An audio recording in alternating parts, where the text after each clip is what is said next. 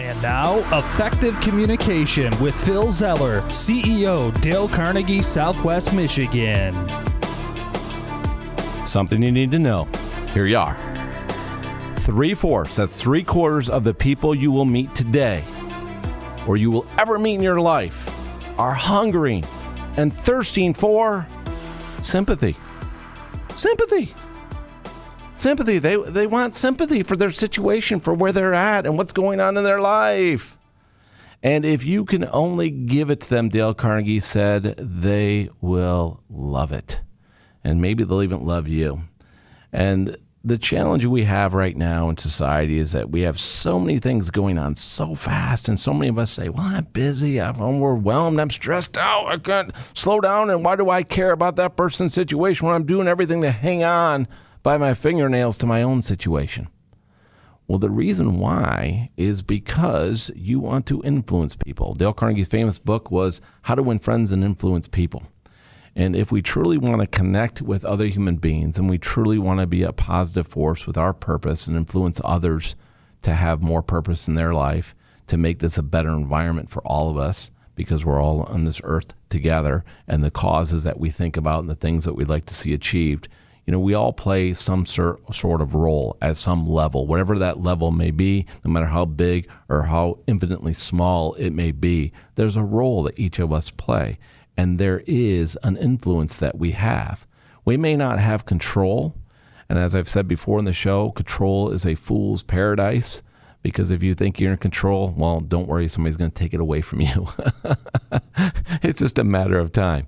So the reality is that every great leader and every great person I've ever met as a human being who's trying to be a humanitarian and make the world a better place realize it's about influence. It's about influencing other people and making an impact on them that in a very positive, practical way, in a polite way, politely challenges them to pick up their game, to be a little bit more concerned, to be a little more engaged, a little more involved, a little more loving, a little bit more appreciative, a little bit more results-oriented.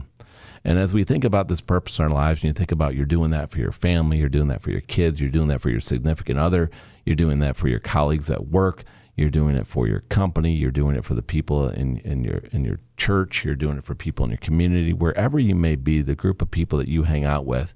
Hopefully you're a positive influence. Hopefully when you walk in the room, people say, oh my gosh, I'm so glad you're here. Oh yeah.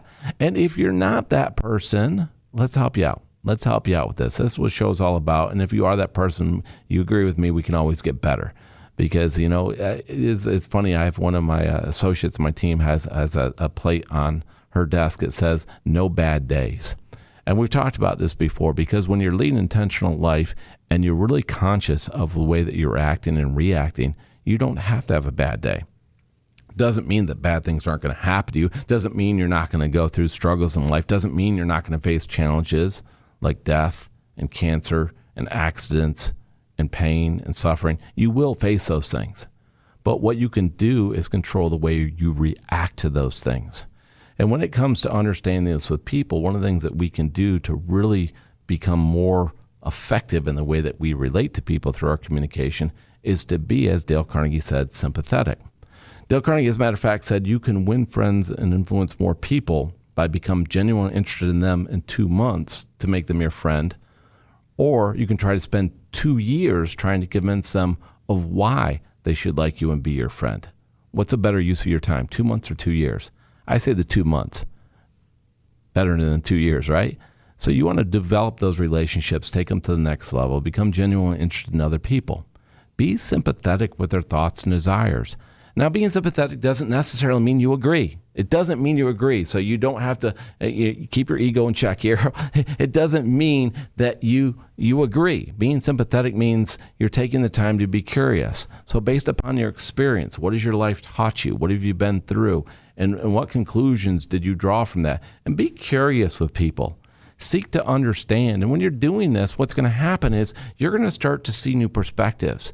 And we talk about enlightenment in life, and it's not just the guy on top of the mountain, right, who you go see who's the enlightened one. It can be you. It can be me. If we open ourselves up to new ideas and new expressions and new thoughts. And the way we do that is, again, it's not a question of agreeing or disagreeing. Not asking you to do that. What I'm asking you to do is be sympathetic. this person has a story to tell. Do you know their story to tell? Do you know why they feel that way? Do you know what shaped this opinion in them through their experiences? And when you're sympathetic with people, they're going to start to feel appreciated.